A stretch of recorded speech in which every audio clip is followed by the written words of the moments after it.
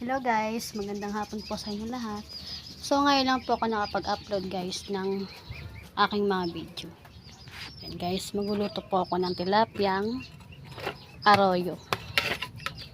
Yan, 5 piraso po siya guys. Yan guys, so yan, pinapainit ko lang po yung kawali. Yan guys, hapon na guys.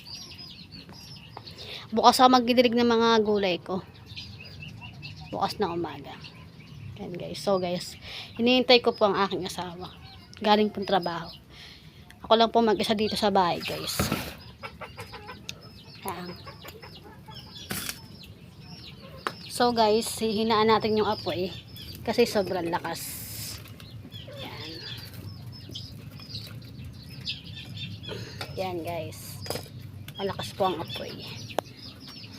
Ilalagay ko yung mantika sa kawali.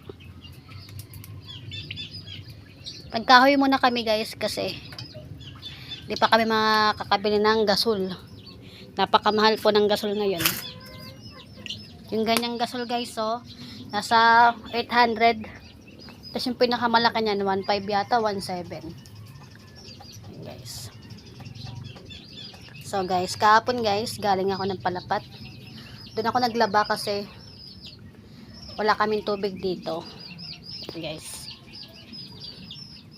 Ang ginagawa ng aking mahal na asawa ay nag-iigib siya ng tubig doon kasi dati po kami may nawasa doon. Nag-iigib po siya doon ng mga container, tapos dinadala niya dito. Yan guys. So guys, pinapainit ko guys yung kawali.